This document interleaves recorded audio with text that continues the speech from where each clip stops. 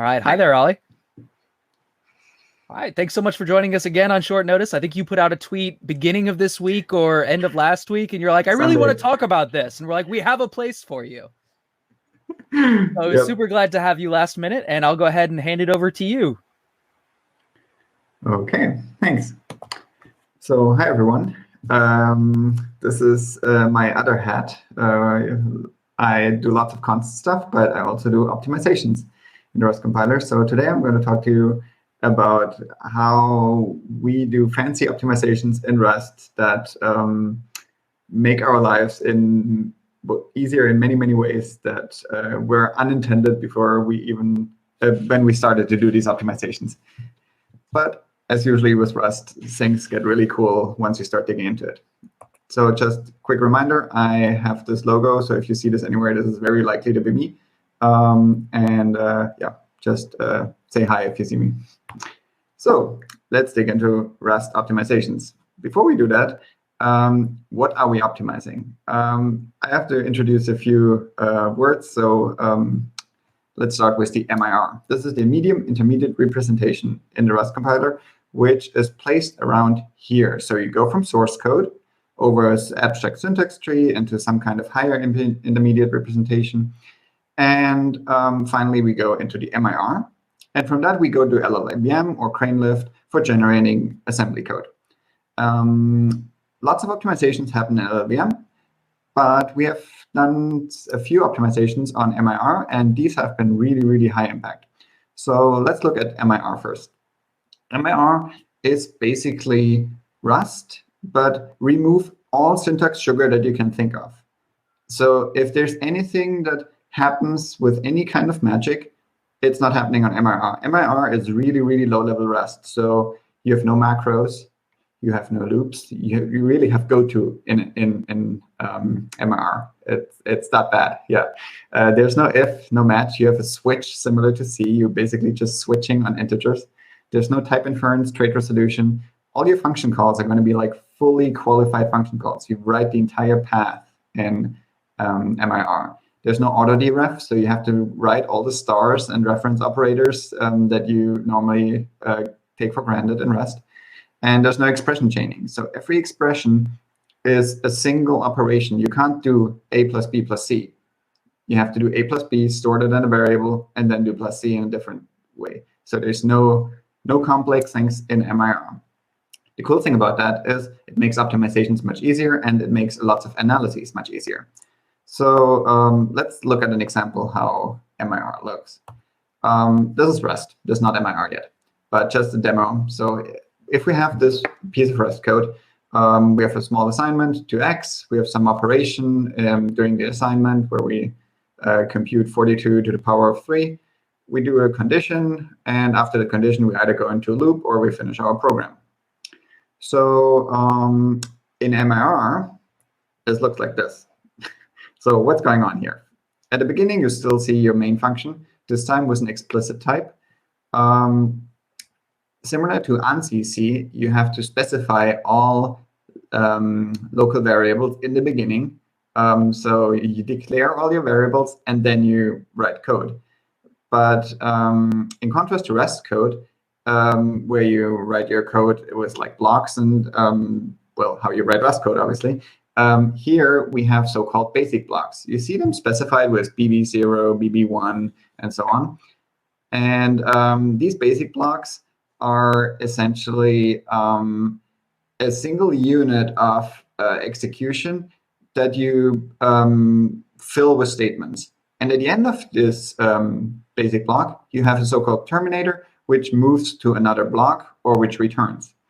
And here you can already see a bunch of gotos at the bottom. These jump to other blocks. And you can also see the switch end. But this representation is not really fun to explore. So we have a different one, graphical ones. So this is the same piece of code that you just saw. But this time, it's much easier to comprehend as a human. So you start out with the power operation that we had. As I already said, you have a fully qualified path. So there's the core num, then there's the impl block for i32. In there, there's a power function, and then the arguments.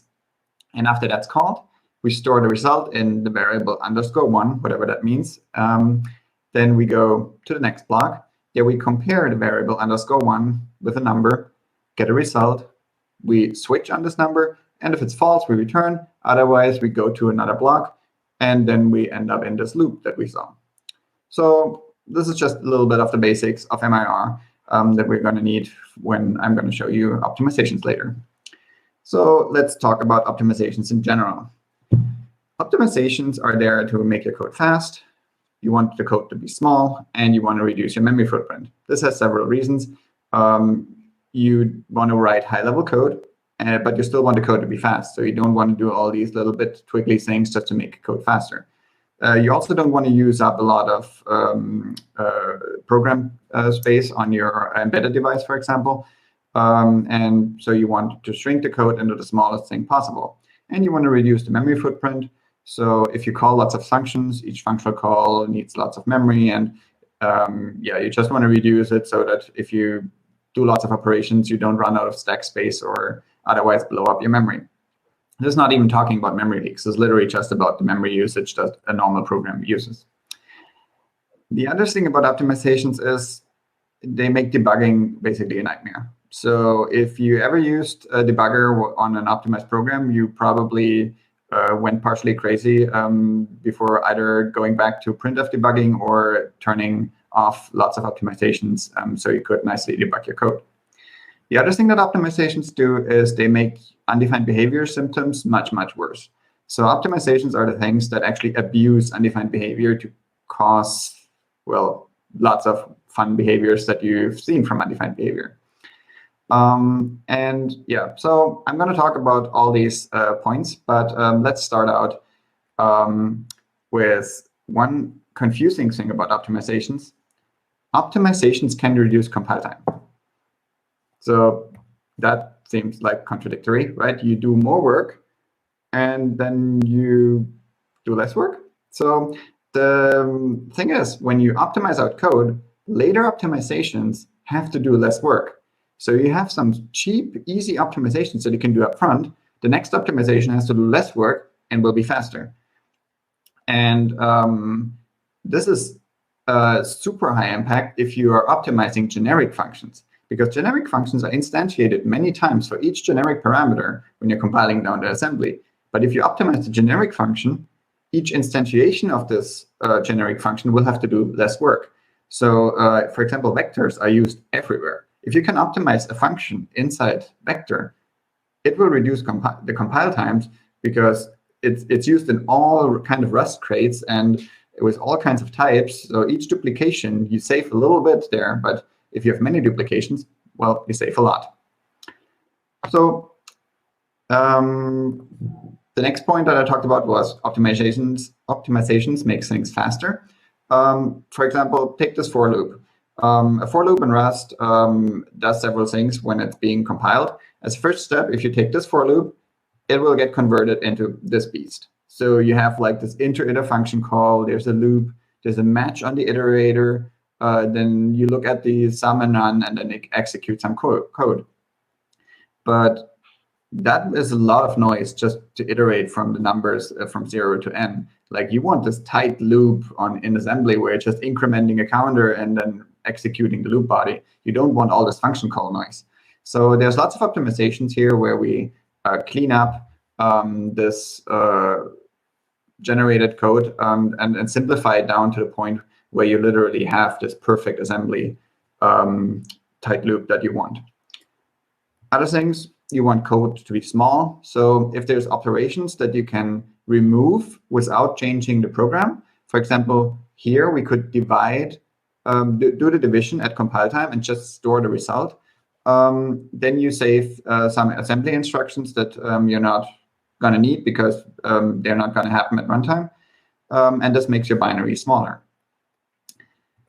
For reducing the memory footprint, there's optimizations, for example, inlining, which takes the body, for example, of this do something function and just verbatim copies this body into this for loop directly here. So you don't have a function call. You don't have to store variables to the stack or move some registers around. You can literally just execute the code that's there, and this saves you a bunch of memory during execution. And the other thing that it can do, it can open up new optimization avenues where after you do one optimization, suddenly other optimizations jump in and do even more things. Okay, this was just a broad intro, so let's actually look at optimizations, because that's what you're here for, right? There's a very common thing that is used in Rust, which is the question mark operator. And the thing was, for a long time after it was stabilized, I think over a year, it was actually not optimized that well. LLVM just couldn't figure out like a pattern that was in there. So I'm going to show you what pattern LLVM couldn't detect and what we did in Rust to, well, optimize the question mark operator better. So if you look at this piece of code, we apply the question mark operator to the x variable, add 1 to the result, and then wrap it again in an OK. So if we unrolled this manually, we would get something like this. So there's a match on this variable. If it's OK, then we add 1 and put it back into an OK. If it's an error, then we create the error object again and return that. And if you look at this piece of Rust code, and then you look at the MIR code for each of these branches, you get MIR code that looks like this. So let me explain what's going on here. We have the x variable, and we are matching on it. So then we want to read the A field from the OK block. So what we're doing is we're actually accessing the first element of the OK tuple struct, which is with the .0 operation, and reading that into the variable A. Then we do an addition by adding 1 to A and writing that into the first field of the OK tuple struct, which is stored at the return place. So it's stored where the return command would return from a function. And the final thing we have to do is we have to set the discriminant. So the part that says this enum is now an OK to 0, because 0 in this case means OK, and 1 would mean error. So we have to do all these operations where we take apart this complex enum, pull out the field, then do some operation, put it back into a field, change some things. And LLVM really has a lot of trouble figuring this out. Like, LLVM just basically gives up. It verbatim translates this code one-to-one into assembly. And if you look at the error path, it's even worse. We're not actually doing any operation. We're taking the E out of the X and then putting it back into the return value. So we basically didn't do anything. We just copied something out, copied it back in, and it was all the same types.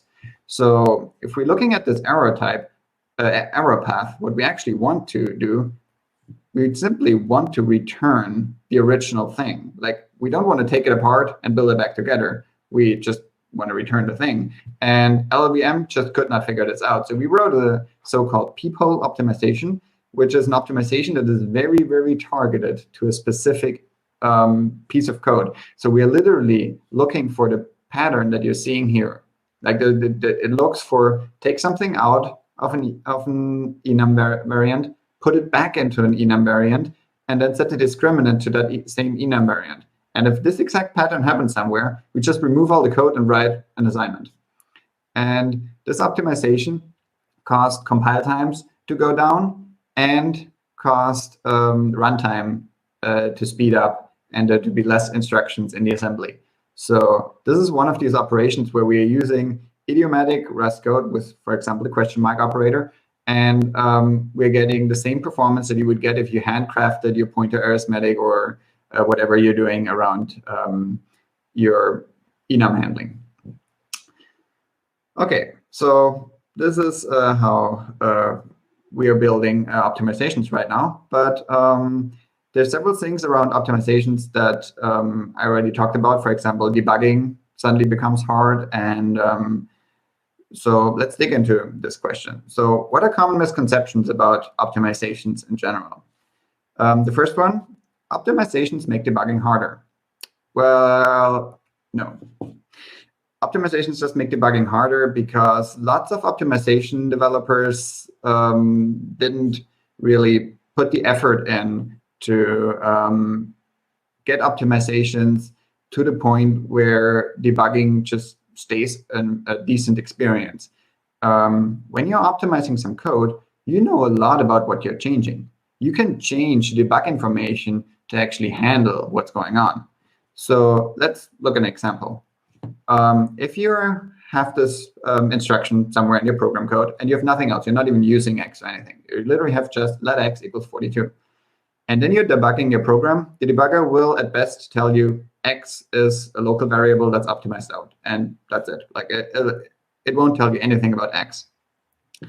But it's actually very easy to change your system to figure out that the value is 42 because you knew at compile time the value is 42. So you can change your debug information to just contain this 42. And instead of pointing to some memory location that doesn't exist anymore, you're just pointing to a debug info information and reading that value. So that's the easy part, like storing some constants and reading them again during debugging. But this kind of debugging information can do a lot more. You can literally do any kind of computation that you can do in the debugging console and just repeat it during the reading of such a variable. So look at this example. This is a little bit more complex. You have an x variable that's of type substruct and has a bunch of fields, so a, b, c, d. And you're reading variable y from x.a. And at some point, y gets optimized out, but you keep the debugging information that the y value comes from x.a.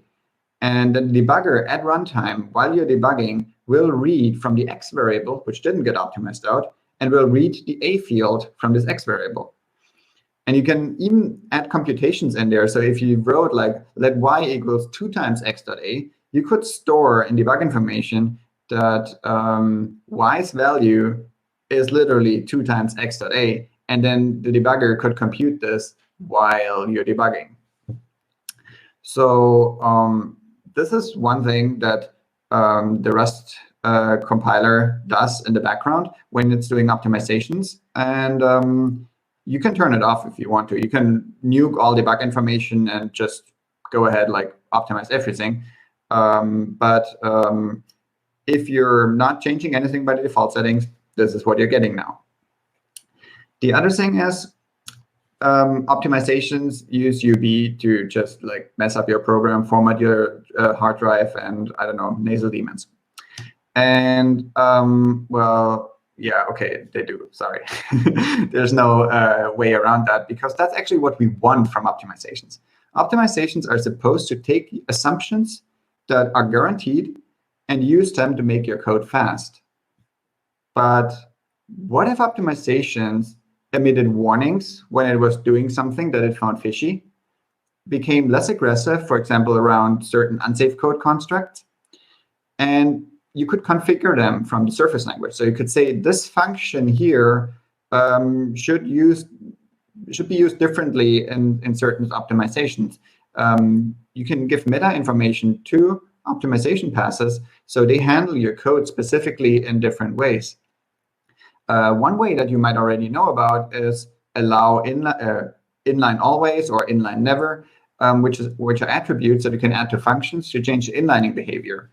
But there are avenues for adding more of these annotations, so you can fine-tune your functions without changing your source code. So you keep writing idiomatic Rust, but you're changing the way it gets optimized to fit your use case.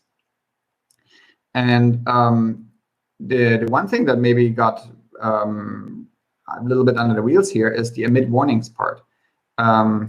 If you're emitting warnings during optimizations when something weird is happening, you can turn them off after having reviewed the situation and saying, okay, I've actually looked at assembly. The assembly is totally fine, and I'm fine with this optimization doing something fishy here. But you get notified about each site where something weird is happening. So if you're reviewing your source code for any kind of security or safety issues, this would be a really powerful tool that you can use. And there's some preliminary work that in the Rust compiler where you can already do this on some const evaluation things where you get warnings if your code, for example, would panic at runtime, or if your code would guaranteed cause undefined behavior at runtime. Yep. So summarizing, optimizations are totally awesome because they make not only your code faster, they actually make your compilation times faster. And they're super fun because they're basically puzzle games. So for me, when I'm writing optimizations, I'm basically a programmer that programs programs for other programmers. And this is like you move pieces around and trying to like put them together in a way that they become faster. And yeah, this is a really fun experience, and it's also super accessible because it's very close to surface language Rust. So you basically have your cut down language that you can work on, and you look at how it is before, how it is afterwards, and you adjust your optimization until it does exactly what you want. Then you run it on this really big test suite that we have in the Rust compiler and check if it doesn't mess up anything else. And it's a really good way to get into working on the Rust compiler. Yep. So there's a bunch of things that are really high impact that we'll have coming in the near or sometimes very far future for optimizations. So one thing that is known from a bunch of other languages is called partial specialization. When you replace one function argument with a constant, because, for example, all call sites to a function are using a constant for this function argument, you can just replace all the uses of this argument inside the function with this constant and then optimize the function. So you're basically creating special instances of a function for your use sites. While this increases your binary size, if all the uses have to use the same constant, there's no loss here. And depending on the complexity of the function, this might actually be a speed up both in your runtime, or it might actually shrink your memory usage because a lot of code inside the function can get optimized out. The other thing that we are working on actively right now is called mere inlining. So we are trying to create an inliner that does not have the downsides that lots of heuristic inliners have. So basically, you get a deterministic inliner that looks at the function body and knows either inlining this function will be an improvement or it won't. It's not that it makes a heuristic, like statistically this should be an improvement, but it tells you like this is guaranteed to be an improvement, and that's why we're inlining. Of course, you can still fine tune it manually by using inline always or inline never, but the default will become a guaranteed optimization. There's also some work going on polymorphization. This is a long, confusing word that I'm slowly getting into my dictionary, but it basically means that you have a function that is generic, but instead of compiling that function down to assembly for each generic parameter that's being used in, you look at the function and realize, oh, this function just doesn't really care about the generic parameter. For example, if you have vec_len, so the len function on vectors, it doesn't really care what the generic parameter is. It literally just reads a field out of the vec struct. So there's no reason ever to instantiate multiple versions of the function vec_len. But right now, that's what the Rust compiler does. It looks at the function, and if you have a vec_i32, it will create a len function for that. If you have a vec_string, it will create another len function for that. So polymorphization would prevent this kind of duplication. Then we have value range analysis. This is a really neat feature where you look at the values, how they are used. So if you have, for example, somewhere a condition, if the slice length is less than 10, then from then on, any index that is smaller than 10 is known not to ever panic because of out of bounds, because you just checked if the slice length is less than 10. So from then on, you can optimize out all index operation out of bounds checks if the index is known to be less than 10. Another optimization, the NRVO, named return value optimization. It is a really cool thing for recursive functions or simply functions that return big objects. So if a function that returns a large thing, what you might want to do is sometimes is to put a function pointer into the not a function, a pointer into the argument list of your function and write through that pointer. But Rust can do this magically in the background for you, so you can idiomatically return the object by value from a function, and Rust will, in the background, turn everything around to optimize out any additional copies that you wouldn't normally need. Similar to that, there's copy propagation. It's basically the opposite of NRVO.